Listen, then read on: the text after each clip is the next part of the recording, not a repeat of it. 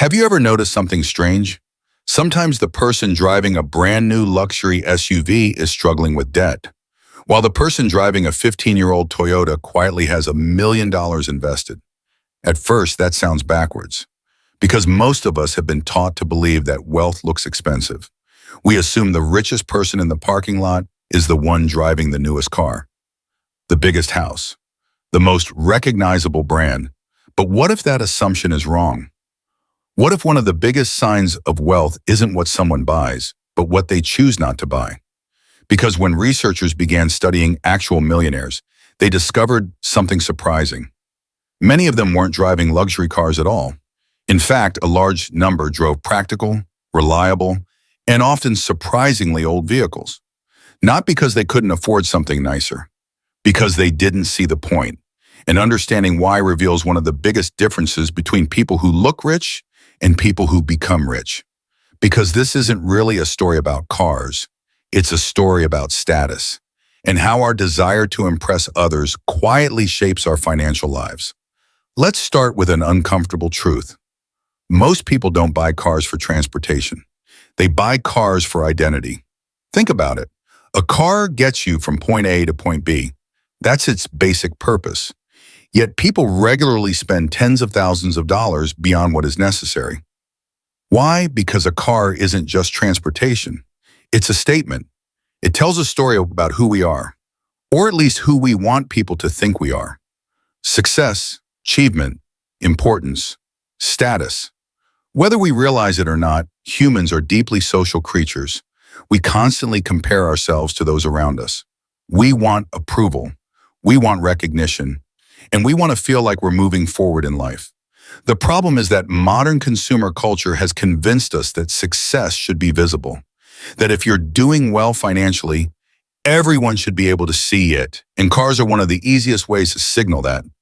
The issue is that status is expensive, because once you start using purchases to prove your success, there is no finish line. There will always be someone with a newer car, a bigger house, a nicer watch, a more luxurious lifestyle. The target keeps moving. And many people spend years chasing it. This is where wealthy people often think differently. Instead of asking, "What will people think if I drive this?" they ask, "What is this costing me?" And that question changes everything. Because every purchase comes with an invisible cost. Not just the money you spend today, but the opportunities you give up tomorrow. Economists call this opportunity cost. And it's one of the most important concepts in building wealth. Imagine spending $60,000 on a luxury vehicle. Most people focus on the car itself, the leather seats, the technology, the prestige. But wealthy people often focus on what that money could become instead. Invested over time, that same money could grow substantially. It could generate future income. It could buy freedom. It could create options. And that's why many millionaires see money differently. To them, money isn't just something to spend. It's a tool, an employee, something that can work on their behalf. Every dollar has potential. And once that dollar is spent, that potential disappears. This doesn't mean wealthy people never enjoy their money. Far from it. But they tend to be more intentional. They understand the difference between buying something because it genuinely improves their life and buying something because it improves their image. And that distinction matters, because image is temporary, but wealth compounds. One of the most fascinating things about self-made millionaires is how often they ignore social expectations. While many people increase their spending every time their income rises, wealthy individuals often resist that urge. This is known as lifestyle inflation. You get a raise, you upgrade your car, you upgrade your apartment, you upgrade your vacations, you upgrade everything.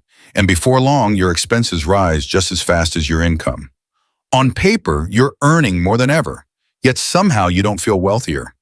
Many millionaires understand this trap, so instead of upgrading everything, they allow the gap between income and spending to grow. That gap becomes investments, assets, future security, and over time, that gap becomes wealth. From the outside, this behavior can look strange, sometimes even cheap. People wonder why someone worth millions would continue driving an older vehicle. But the answer is simple. The car is already doing its job. It starts, it runs, it gets them where they need to go. Replacing it would provide very little additional value, so they keep driving it, not because they have to, because they choose to. And that's where the psychology becomes interesting, because many people think wealth creates freedom. But in reality, freedom often comes from the decisions people make before they become wealthy. Every time someone chooses long-term ownership over short-term status, they gain a little more control over their future. Every investment creates options. Every unnecessary financial burden reduces them. And wealthy people are often obsessed with options. The option to leave a job they dislike. The option to spend more time with family. The option to pursue a passion. The option to take a risk.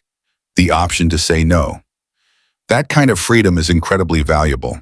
And unlike a luxury car, it doesn't depreciate. This brings us to one of the biggest misconceptions about wealth. Many people believe rich people spend money differently, but often rich people think differently. They stop asking, how can I look successful? And start asking, how can I become financially secure? Those are very different goals. One focuses on appearance. The other focuses on reality. One seeks validation. The other seeks independence. And over time, those paths lead to very different outcomes. Now, of course, not every millionaire drives an old car. Some love cars, some collect them, some spend significant amounts on luxury vehicles. There is nothing inherently wrong with that. The important distinction is motivation. Are you buying something because it genuinely adds value to your life, or because you're hoping it changes how other people see you? One decision is driven by enjoyment. The other is driven by approval. And approval is one of the most expensive things a person can buy. Because no matter how much you spend, it's never enough. Someone will always have more. Someone will always have newer. Someone will always have better. The game never ends, which is why many wealthy people eventually stop playing it. They realize that true wealth isn't about attracting attention. It's about creating freedom. It's about reducing stress. It's about having choices.